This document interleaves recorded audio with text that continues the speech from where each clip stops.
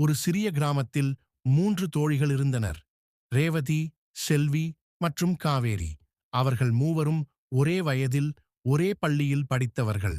ஆனால் அவர்களுடைய கனவுகள் வேறுபட்டிருந்தன.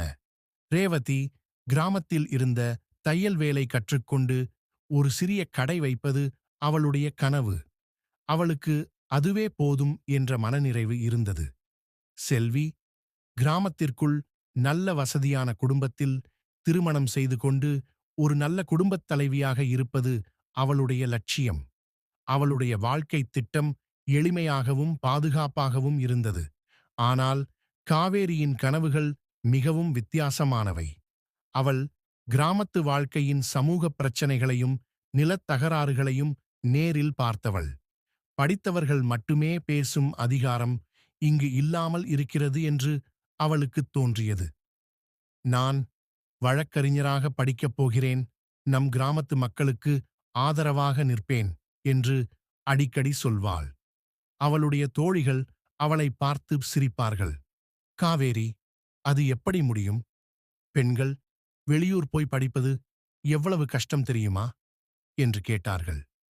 கிராமத்தில் இருந்த மற்றவர்களும் அவளுடைய கனவை ஒரு நகைச்சுவையாகவே பார்த்தனர். ஆனால் காவேரி உறுதியாக இருந்தாள். அவளுடைய தந்தை ஒரு விவசாயி, அவளுடைய கனவுக்குத் துணை நின்றார். தன்னுடைய சிறிய வருமானத்தில் மகளை நகரத்திற்கு படிக்க அனுப்பினார். வெளியூரில் தனியாக படிப்பதும் பொருளாதாரச் சுமையையும் அவள் தைரியமாக எதிர்கொண்டாள். சில வருடங்களுக்குப் பிறகு ரேவதி அவளுடைய ஆசைப்படி ஒரு சிறிய தையல் கடை நடத்தி மகிழ்ச்சியுடன் இருந்தாள். செல்வி ஒரு நல்ல குடும்பத்தில் திருமணம் செய்து கொண்டு தன் வாழ்க்கையை அமைதியாக வாழ்ந்து வந்தாள். அதே நேரத்தில் காவேரி கிராமத்திற்கு திரும்பி வந்தாள். ஆனால் அவள் ஒரு சாமானிய பெண்ணாக திரும்பி வரவில்லை. அவள் ஒரு வழக்கறிஞராக திரும்பி வந்தாள். அவள் வந்த சில நாட்களில் கிராமத்தில் ஒரு பெரிய நிலப்பிரச்சனை ஏற்பட்டது. நிலத்தின் உரிமையைப் பற்றி பல வருடங்களாக இருந்த ஒரு சிக்கலை காவேரி நீதிமன்றத்தில் தன் அறிவாற்றலுடன் வாதாடி கிராம மக்களுக்குச் சாதகமாக முடித்து வைத்தாள். அப்போதுதான் ரேவதியும் செல்வியும் காவேரியின் கனவின் உண்மையான சக்தியை உணர்ந்தனர். அவர்கள் அன்று அவளை பரிகாசம் செய்ததற்கான மன்னிப்பை வேண்டினர்.